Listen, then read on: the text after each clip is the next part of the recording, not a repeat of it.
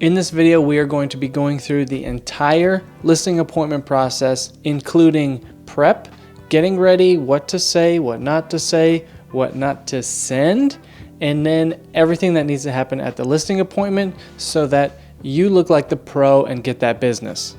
If you've never done a listing appointment before, you've never been on one, or you're getting ready for an upcoming one, you are going to want to watch this entire video so that you get everything you need to know and you'll be able to crush that appointment. I'm Frank Kritzman, best hair on YouTube. Let's get right into it. All right, the first thing I want to talk about is why we're doing this appointment in the first place. What has happened for you to trigger this event so that you can actually set up this appointment? And I want to kind of briefly touch on when this is an actual listing appointment and when it's not an actual listing appointment.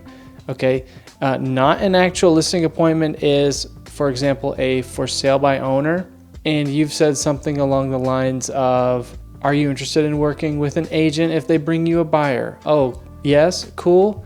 All right, sweet, I'll be over tomorrow. Okay, that is not a listing appointment. A listing appointment is when somebody expresses to you, they say, hey man, I'm thinking about selling my house. The next words out of your mouth need to be something along the lines of, sounds good. Are you available sometime later this week? Maybe we could just run through the process. I can show you how it works and we can go through some numbers, see if it makes sense to work together. Please do not say, can I come over for a listing appointment or something to that effect. Listing appointment, that word, that is a phrase that real estate agents are going to use to each other. If you just ask a potential seller to come over and do a listing appointment, the chances are they're going to be kind of wondering why you're so weird. You want to come over to run through the numbers, to talk through the process, things like that, but you're doing that face-to-face to build that connection and get that sale. And yes, whether you like it or not, going to a listing appointment is like getting a sale. Even though you're not selling any product at that appointment, you are selling yourself. All right, so we've got some kind of appointment scheduled where we're going to meet with a homeowner and run through the numbers. The next thing that we want to do is not send them anything. When I was first getting started and first learning, there was a lot of emphasis placed on sending out a physical pre-listing packet that had everything, all your numbers, all the comps, all that in the mail, actually physically in the mail, and sending that to the homeowner's house before you show up to that appointment. I see this as completely unnecessary. I don't know if maybe this is just kind of a little bit more of an old school thing. I would just completely throw that out the window. You don't need to do that at all. The second thing you do not want to do is send all of your numbers like electronically over email in like a PDF with all your comps and all your commissions and all that. The reason that you do not want to send over your numbers beforehand is because these conversations are best had in person, okay? And without the required context of those numbers, there's a good chance that somebody is going to take it the wrong way, and they're just either going to be completely turned off to you altogether, or they're going to just use your numbers to leverage them to get a better deal with a different agent. I've lost many, many listings this way, so take that from my experience and please do not do that. If somebody hits you with a question like, well, what do you think my house would sell for? Or something to that effect, you do not want to just send them everything over email. What you want to say is, and you definitely don't want to say, oh, I don't know, or just throw a random number out there. What you want to say is, that's a great question, happy to answer it, but I just need to do a little bit more research so I can get a full picture on the market and I'll be able to give you an educated, full answer. How does that sound? Then from there, you would go ahead and set the appointment and start all your prep and do your research and all that. All right, so the next thing is actually prepping for that specific appointment. And because of reschedules and cancels, I don't actually sit down and prep for that appointment until maybe like an hour before I have to leave. My thing is, I'm not going to do up a bunch of workup for a listing appointment. I'm not going to do that workup like a day or two before because they may just reschedule for a month later, or they may cancel, or who knows. So I like to wait until just before that appointment. I give myself an hour, do the workup, and then I'll roll out to the appointment and knock it out. So there's only a couple things that I'm bringing on this appointment. The first thing is a net sheet. Okay, as you can see, there's only 4 things on this net sheet. When I was getting started, I asked a broker at my brokerage, I said, hey, can you give me an example of a net sheet? Because I have no idea what it is. And they literally sent me a 4-tab Excel spreadsheet where each sheet of the Excel spreadsheet had like 50 different items on it. It was a disaster. It was unformatted, and there was all these equations where there didn't need to be equations, and where it needed equations, didn't have them. I hated it. It was terrible. So I made this. It's literally 4 things. And this is the net sheet is a net estimate of proceeds. Okay, so you do not need to spend a bunch of time getting an exact figure, but in my opinion, the net sheet is a necessary item because somebody's asking you, hey, how much am I going to sell my house for? What they really want to know is how much are they going to walk away with after they sell their house. So here's the 4 things on my net sheet. We have sales price to estimate. I usually guess this on the low end or the mid range. Then I have my title fees in there, and I will bring a quote from a title company. My title company that I like to use has a website where I can go in and punch the numbers and it'll spit me out a quote.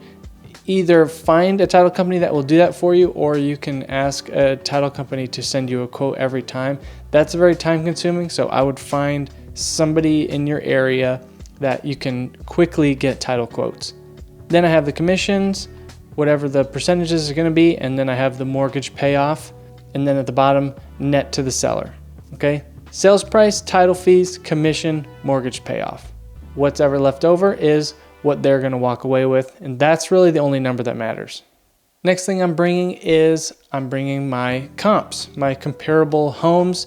This is the market data to help them come to the determination on what they want to list their house for. I'm not trying to talk them into anything. I'm showing them the data and helping them arrive to their own conclusion. Then based off of whatever conclusion they arrive to on the sales price, I'm going to tell them what's probably going to happen. The video I made on CMAs goes through everything a little bit more detailed, but we're going to bring 2 actives, 2 pending, and 2 sold.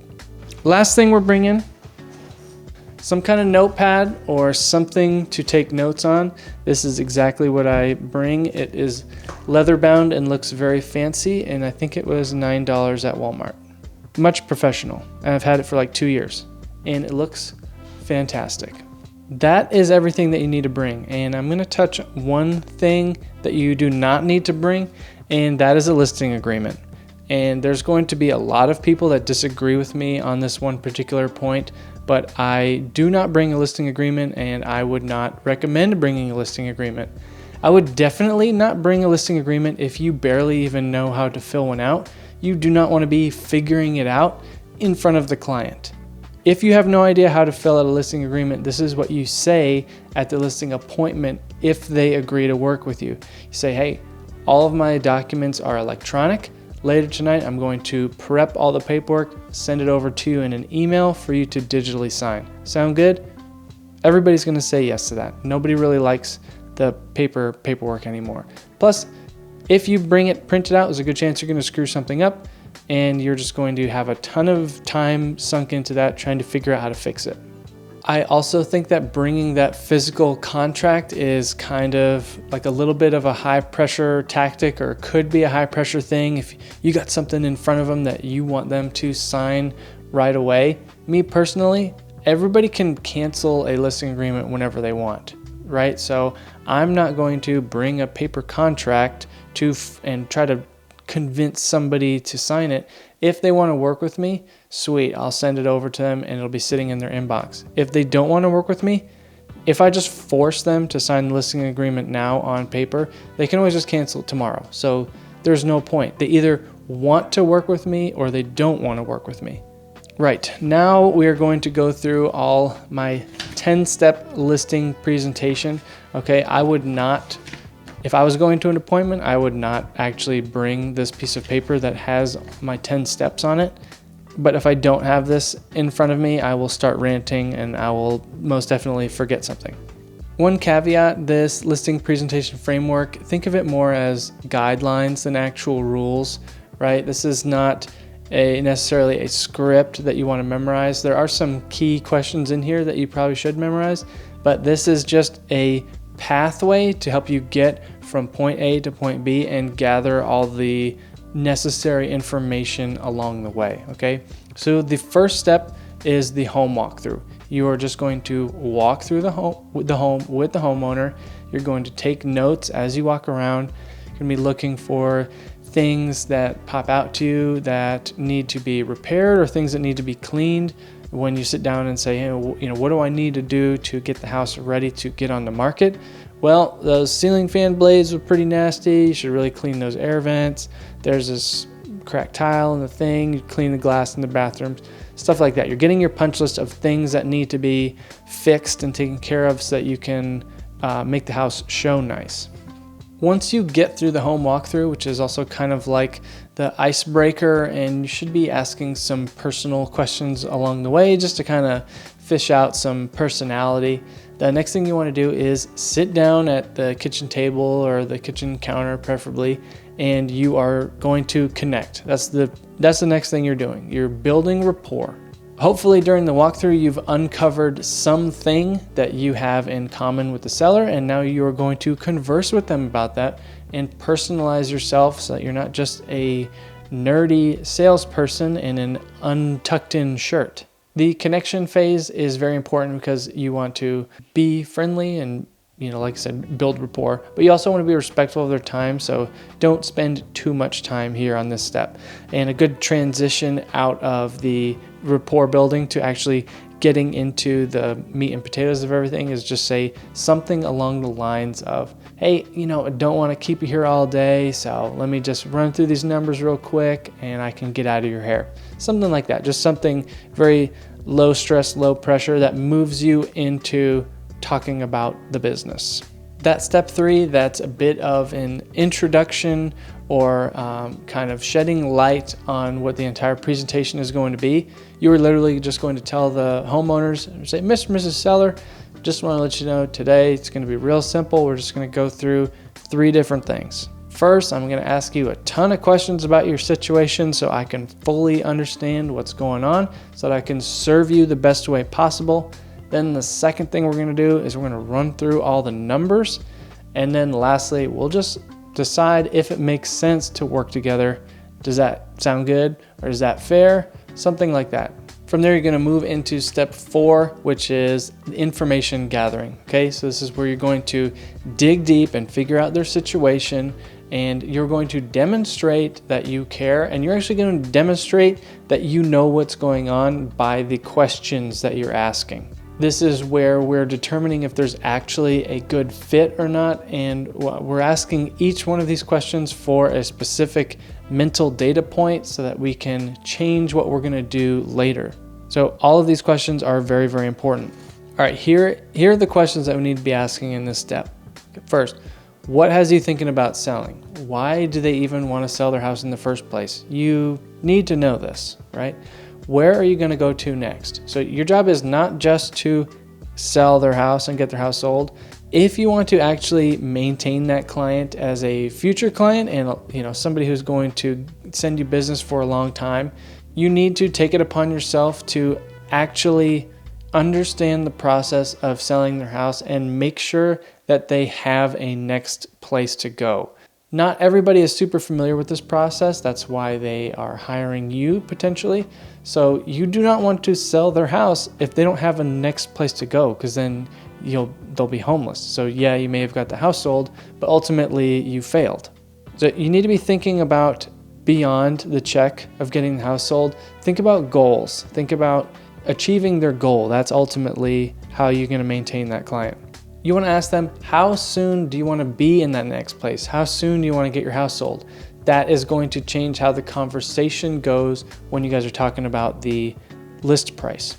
You want to ask them, how will your life change when you get this house sold? Or the reverse of that, is it an option to not sell at all? You might think that that's a scary question to ask because you might talk them out of selling, but trust me, taking a listing on who is not really motivated and doesn't really need to sell will just cost you time and money in the long run. Ask me how I know. You want to ask them if they owe anything on their home if you haven't found that out already, so that you can get them a accurate net estimate of proceeds. You want to ask them if they've sold a home before, so that you can get a gauge on their knowledge of the process, so you don't have to like over explain or under explain anything. If it's a multiple agent situation, you maybe want to ask them, how did you select your previous agent? Ask them what's important to them. What did your previous agent do that you did like or didn't like? You want to find out what they did like, do more of those things, find out what they didn't like, and don't do those things. It's very simple. One of my favorite questions is this one right here. What about the home selling process is stressing you out? Sometimes I even will ask that question like right off the bat in the very beginning, because there may be something that's just very stressful to them that they are thinking about, and you want to like knock out that stressful scenario for them right off the bat, because if you don't, they're just going to be thinking about that for the entire time you're there, and they may not even be paying attention, especially if you're boring. So you want to uncover that stress and that uncertainty very early on in the beginning, and then throughout your appointment, explain to them how you're going to solve that stressful problem. Maybe that they're real stressed about how showings work and they weren't going to bring it up until the very end. So if you just ask that question early on and they say, oh yeah, don't know how exactly showings are going to work, take a minute, stop, explain it to them, then boom, move on to the next thing, which is, are you familiar with the costs associated with selling a home? This is where you're going to talk about who pays the commissions and the title fees and all that stuff. You want to ask them, are you planning to interview other agents? You want to ask them, what's your primary concern when choosing an agent? Maybe it's purely just commission. Maybe it's they want an agent that will let them list the house at whatever price they want to list it at. Then you want to ask any other questions that you might find relevant during this time, and then to transition out of this phase, you want to ask a question like, I'd like to go through a market analysis with you so you know exactly what the market is doing. Is that fair, or does that sound good? How does that sound? Something like that. From there, you're going to move into step 5, which is the CMA. All right, step 5, you're going to be going through the entire CMA, which is just the 6 printed out listings that you brought. You're not bringing a whole bunch of charts and graphs, because let's face it, you really don't even know what they mean anyways. You are just bringing the listings to show them the actual data. So we're going to go through the actives first. You're going to lay out those actives and you're going to say, Mr. and Mrs. Seller, here's 2 other homes that are just like yours that are for sale. This is going to be your competition when we put your house on the market. Now, ideally, you want to use very close comps for this. If there's another house on the street that is not a comp, you absolutely want to have that one off to the side in case they ask about the house down the street for sale. You need to know what they're talking about. I made that mistake once. Sellers asked about a house that was for sale down the street, had no idea what they were talking about. Looked like a huge dummy. That's probably why I didn't get that listing. Like I mentioned earlier, you are not using this data to convince them or to beat them up or anything. You are showing them the data. You're telling them this is going to be our competition, and then you're going to just say, what do you think about that? Have you seen these houses? How do you think these houses compare to your home? You are giving them the information. Let them come to the conclusion on their own. Next thing you're going to do is you're going to talk about the pending listings. You're going to say, Mr. and Mrs. Seller, here's 2 pending houses that are just like yours, 2 houses that are under contract. This data is going to show us how hot the market is at the moment. The key things you're looking for on those pending listings is you are looking at the price points and you are looking at the days on market. You're going to take those under contract listings and say, Mr. and Mrs. Seller, see this house just like yours? Here's where they put the price. It took them 30 days to get an offer. This other house over here, just like yours, here's what they listed it at. Took them 2 days to get an offer. What do you think about that? How do you think these houses compare to your house? How did this make you feel? And lastly, you're going to be going over the sold data. Really, the sold data, you're just showing that to let them know that these are most likely what the appraiser is going to use to value their home. You are not necessarily using the sold data to set the list price. You are using the actives and the pendings to get an idea of your starting list price. And the sold data is just going to basically give you justification and let you guys all know if there's actually data to support that price or not. Once you've gone through the sold data, you've completed the CMA, and now it's time to transition to the next step. You transition by saying something like this. Mr. and Mrs. Seller, after looking at the data, what do you think would be a good starting list price for your home? And that is going to take you into step 6, which is the conversation around setting the list price for the home. You do not want to be the one that says, I think your house is going to sell for X, or I think we should list it at this, unless they specifically ask you for that information. You want them to be the first one to put that number out there. Realistically, starting list price doesn't always matter, and there may be some people that disagree with me on that one. The thing is, a lot of times a house is just going to sell what it sells for, and there's not a whole lot that can change that. And the reality of the situation is, if you throw out a number, very likely that another agent can come out there and throw out a higher number that's 15 or 20,000 higher, and they're going to go with that agent, and then in a couple weeks they'll just drop the price back down to what you said. They'll get the client, they'll get the sale, and you won't. That is why you are putting the list price in their hands, not yours. All right, grab a pen, because you're going to want to write this next part down. If they do ask you, they say, this is a very likely scenario, they say, well, how much do you think we should list the home for? So you want to say this: based on the market, it looks like the home will sell in a range of X to X. And you give them what you think it might sell on the low end and what you might think it sell for on the high end. When we list the home, depending on the activity we get, we will know how we're positioned in the market. Can I explain? Now, this is where you might want to know the average days on market for your area, because that is a particularly helpful data point. But you'd say something, then you would say, if we reach X, which would be the average days on market for the area, and we have not received any offers yet, we'll know that we listed the price a little bit too high. Then you want to tell them it's very important to keep that days on market low, because what's the first thing you think when you see a house that's been sitting on the market for 60 days or more? You think, what's wrong with that house? And we don't want people asking that question, what's wrong with your house? So then you want to ask them, if we get past that average days on market, are you okay lowering the price so that we can keep the days on market low and get your home sold? A lower initial list price is not only our best shot at attracting multiple offers. Having multiple offers allows us to not only negotiate the best offer for the deal, but it gives us the leverage in case the buyers are going to ask for something later on in the transaction. If you're only dealing with one offer, then you have nothing to fall back on in case something goes sour. Really, there's just a few highlights that you're trying to hit here.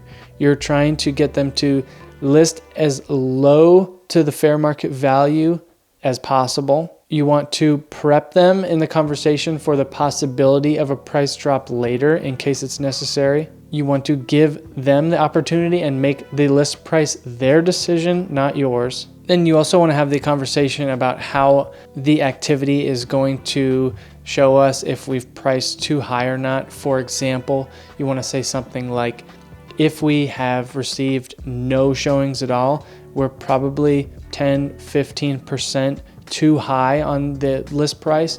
Or if we receive some showings but no offers, we're probably around 10 to 5% off on price. We are putting all of the power in their hands and then telling them how to find out if we're priced correctly or not. Once you agree on a sales price, next thing you're going to be doing is going to step 7, which is going through the net sheet. You want to make sure that the sellers are fully aware of all the costs involved in selling their home, and they're aware of a pretty solid number that they're going to walk away with should their house sell for X. Reason being, there's a lot of people who skip this step, and I know because I've sold a lot of homes where the feedback I received from those sellers is that their previous agent did not tell them what the numbers were going to be. They just had no idea, and they just kind of didn't know what to expect and just walked away with a check at the end and didn't know even what they were being charged, which is why I was selling their house that second time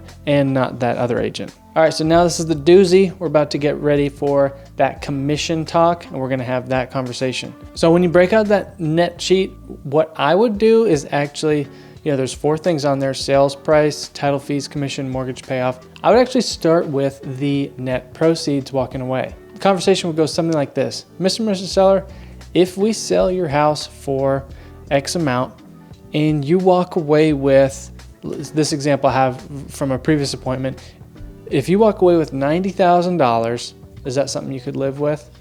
And they might just say yes. And then you could go down the breakdown. Cool, that is a breakdown of, it has this amount for the title fees, this amount for the sales price, it has this amount for the commission, and that takes care of the listing agent and the buyer's agent, and then that also has your mortgage payoff on there, and you walking away with that $90,000. If they agree up front that they like the amount that they're gonna walk away with, then you don't really need to have any sort of fight on the commission amount. I think the big problem that a lot of people, the reason that they're running into this, can you lower your commission objection, is because they are leading out with that instead of leading out with what they are going to get. And then just talk about how that commission works into get to that final net number. I remember when I was first starting out and I was getting going, I practiced so many different objection handlers to the will you lower your commission objection. And then I actually never ran into that scenario. There's been maybe like 2 or 3 times potentially that's come up, and I've actually had it more times where I'm offering to give people a discount and they talk my commission up. That's happened more times than people asking me to lower my commission. But should that will you lower your commission objection come up, this is how I have and would handle it again. They would say something like, that's pretty high, is there any way you can go any lower? I would say something like this: Mr. and Mrs. Seller, what commission percentage would it take for you to agree to hire me today? You kind of change the conversation from your commission is too high to what number is it going to take to make it happen and we can make a deal today? Like, let's do this. Me personally, I have no problem dropping 1% or even 2% to get a deal, because I know I'm going to do a great job and I'm going to have that client for a lifetime. And the value of acquiring a new client outside of your sphere of influence is huge. It's worth much more than that initial check. So now at this point, we have agreed on a sales price. We have gathered all the information. We have agreed on the final net number that the seller is going to walk away with. And if you think about it, now they're already 80% invested in you and invested in the process and believe in what you're going to do. Next step after the net sheet, step 8, is you are just going to literally talk through the selling process with them and let them know how the whole process is going to go. You're going to talk about the prep phase. We need to get the house ready for pictures, right? And then pictures are going to come by. I'm going to have my photographer come through and it's going to be beautiful. We're going to get these wonderful pictures. Then we're going to get your house listed on the MLS. When you give me the go-ahead, I'm going to switch the listing over to active and we'll be ready to start showings. Walk them through the showing process, let them know, hey, I'm gonna have a lockbox on the property and we're gonna put you in a group chat and we're going to request the time with you to see if it's okay to have an agent come by and do a showing. And then once that showing happens, I'm going to be reaching out to the agent to try to get that feedback from them so that we can be even better for the next person. For this step, I also have a little checklist, like a cleaning checklist to drop off with the seller, and it just gives them a brain jogger of everything to make sure they have cleaned, like the front walk, replacing the doormat, cleaning the ceiling fan blades, the air vents. Things like that, things that are gonna pop out and turn somebody off to the property. So I might give them that checklist so that they know. But if it's a very, very clean house, if the house is already in pristine, ready to go condition, which does happen sometimes, you don't even need that part. You wanna discuss the offer process with them and let them know how offers are going to come in, as if they haven't sold a house before. Just kind of talk through what's going to go on, the potential things that buyers might be asking for, repair budgets, talk them through the inspection process, the appraisal process, about how closing might take about 30 days. And you want to discuss with them the different challenges that might arise during each one of those phases.